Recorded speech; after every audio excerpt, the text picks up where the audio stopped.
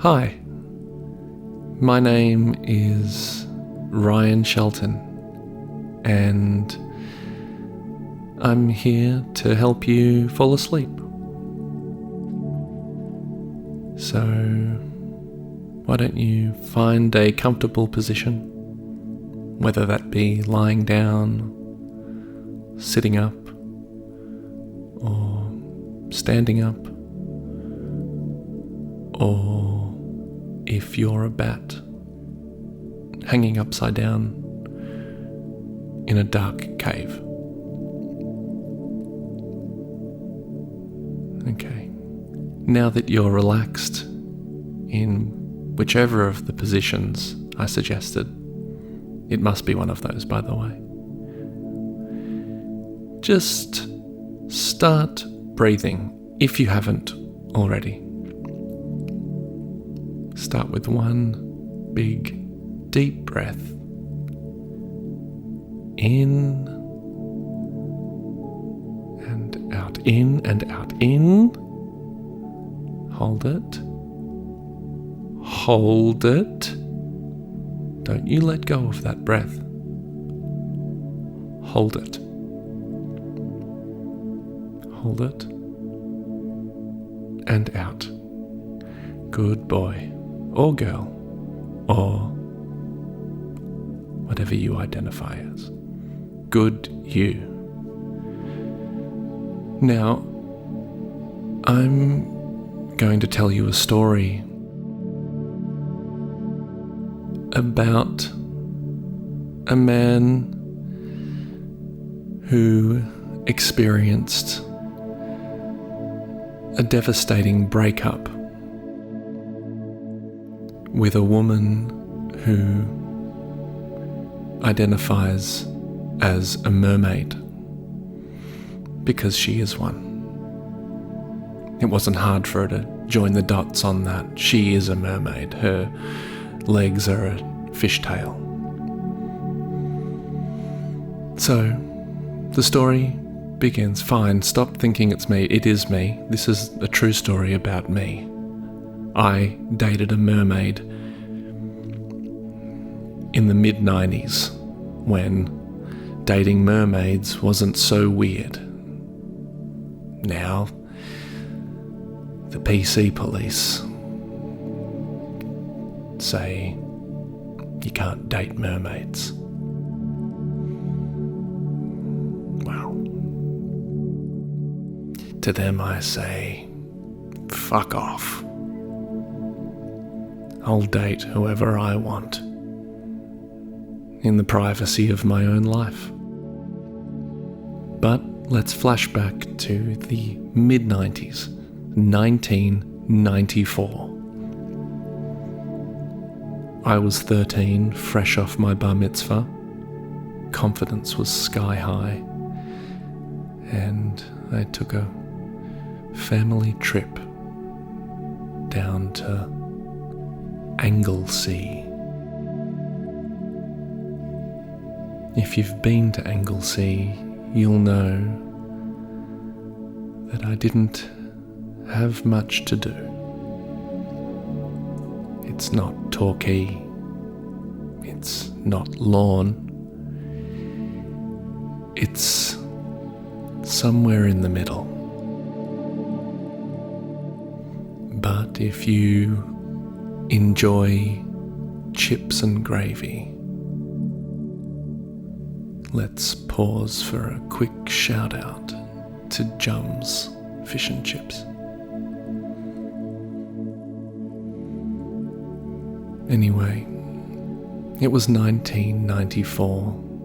I was 13 and in Anglesey with my parents.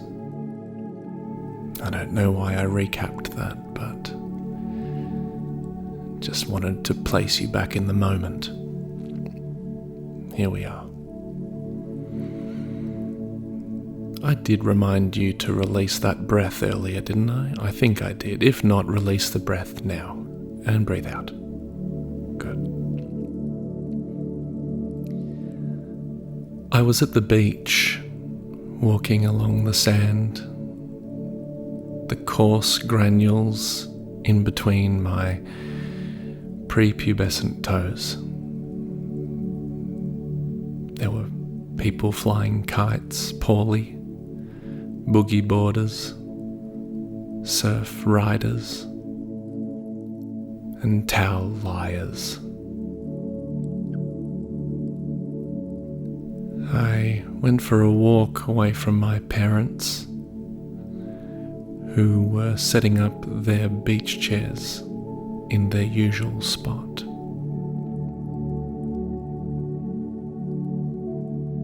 They hate those beach chairs, but refuse to buy new ones because there's nothing wrong with them, is what they say. Anyway, there I was walking down the beach, and I spotted something in the ocean, glistening. And I walked to the shoreline, and there was nobody around. I stepped up to a rock, and from my vantage point, it looked like there was a woman swimming towards me. The woman must have been, I don't know, let's say 16 or 17, because, well, any older and we'd be in dicey territory. She swam up, and she couldn't speak any English, but she smiled, and she motioned for me to come towards her.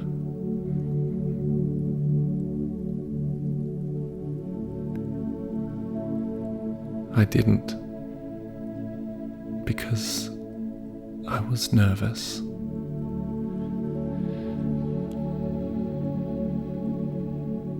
And then I changed my mind. I took 3 reluctant steps towards the woman. And as I did that, she hoisted herself up onto the rock. It was at that point, which I think you know what's coming here because I mentioned the word mermaid before. It was a silly idea from me, I've spoiled it. Ah well. She hoisted herself onto the rock, and yeah, her legs were a tail. Mermaid spotting. Wow, I thought. In fact, I said it. There was an audible wow that came from my 13-year-old mouth. To be more accurate, it was more like, wow.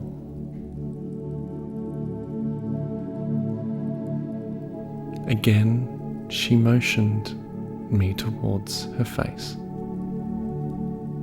I leant forward. She leant forward. And I vomited onto her chin. I was embarrassed, and I went to leave. I went to run back to Mum and Dad. But she grabbed me by the collar and smiled. And while she couldn't speak English, she quickly wrote in the sand a message. And looking back on it, it was quite astonishing how quickly she wrote this message, but she did. She wrote, "Fear not, young man." She clearly knew I had just had a bar mitzvah, so that's why she called me a man. She said, "Fear not, young man.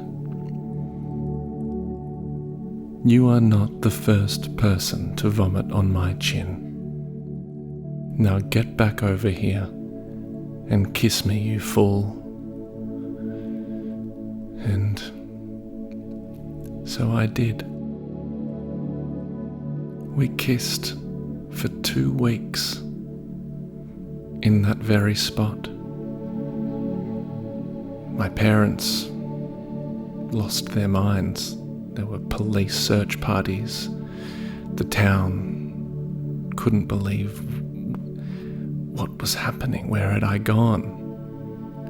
They'd lost their son. My parents had lost their son. Little did they know I was kissing a mermaid. And then I eventually opened my eyes, and she was gone. To this day, I don't know what happened in that 2 weeks.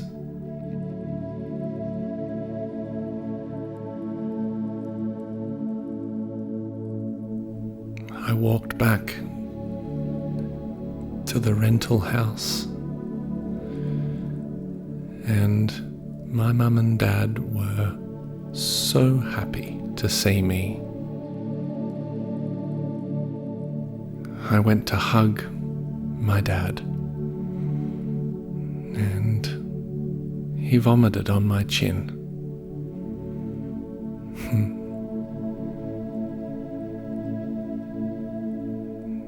I guess you could say, like father, like son. I returned to my normal life. A normal 13-year-old life.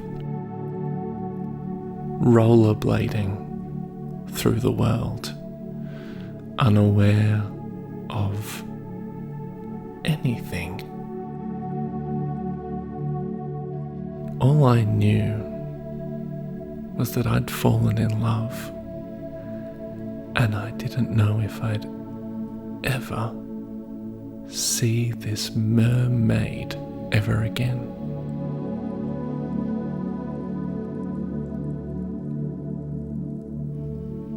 Two weeks passed.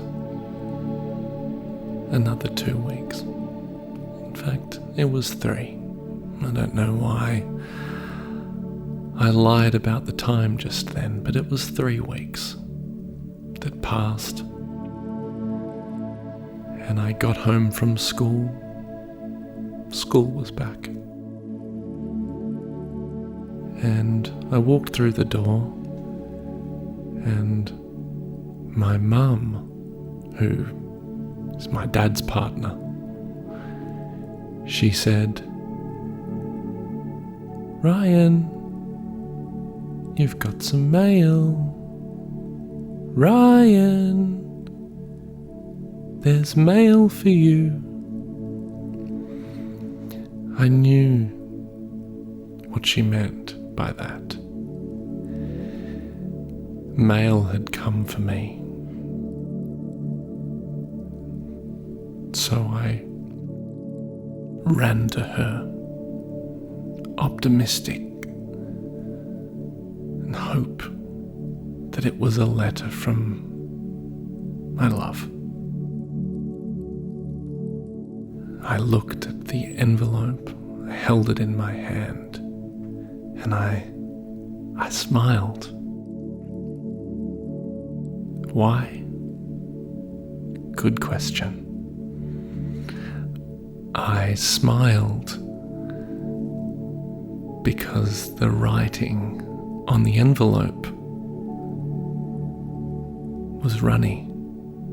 The ink had been touched by some body of water.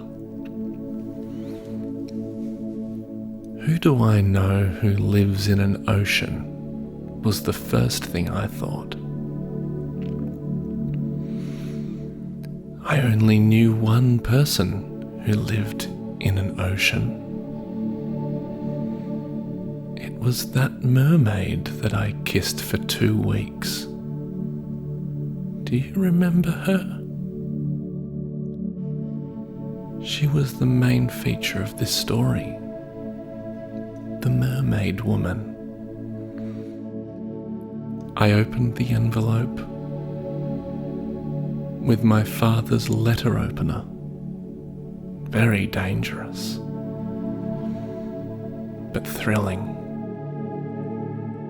A blunt knife with one purpose. I'd never opened a letter with a letter opener before, but this felt like an appropriate time. I pulled out the letter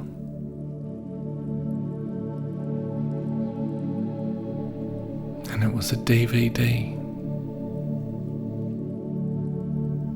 of The Little Mermaid. I'd already seen it, so I threw it in the bin. I snapped it in half and threw it in the bin. I just knew it would gather dust. But there was also a note. And it read, "We need to break up. Yours sincerely, Mermaid." I wondered whether her name was Mermaid, or does she call mermaids mermies?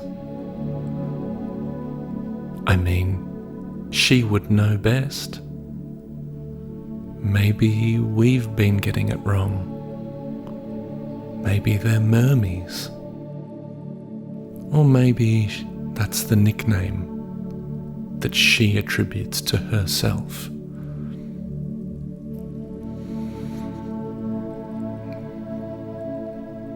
I ran back to Anglesey. Panicked, scared, sad. I didn't want to break up with Mermaid. But there was so little detail in the note that I had to speak to Mermaid immediately.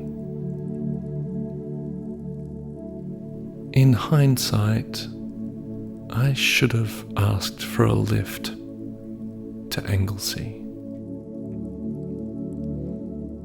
It took me 3 days to run there, including breaks.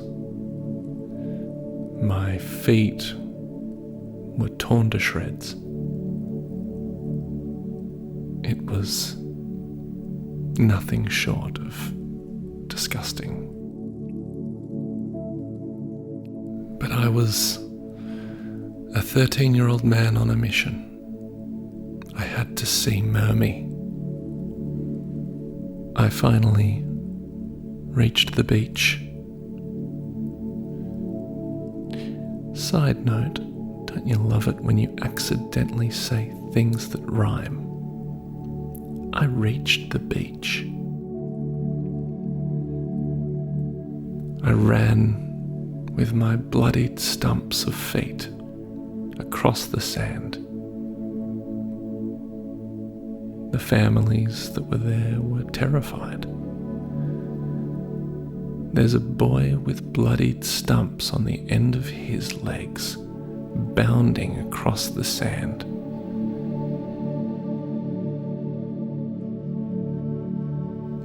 But I didn't know what else to do. I had to speak to Mermaid. I finally reached that same rock where we first met, the rock where we kissed for 2 weeks.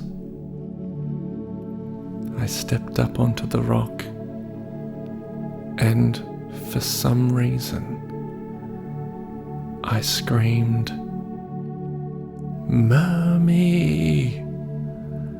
Mermaid!" Come to me, Mermaid. Nothing. I waited for hours, but nothing.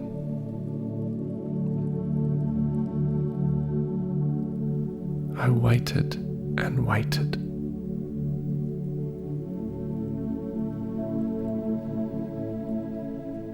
And finally, there she was, swimming towards me. She had something for me.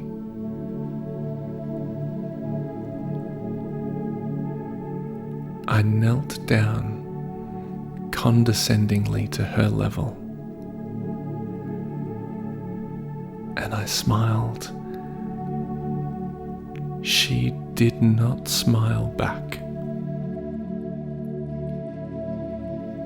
I said, "Mermaid, you can't do this to me. You are the one I love."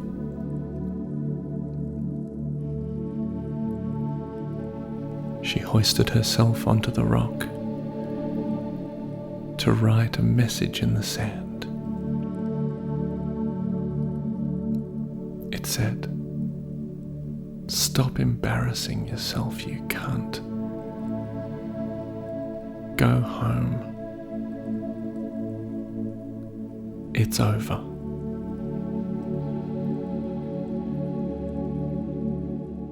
Then she swam back out to sea.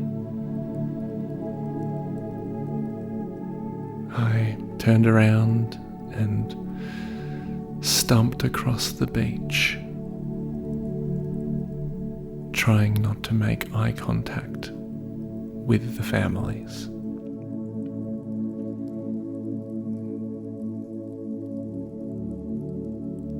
I got into a car that was unlocked, and having never driven in my entire life,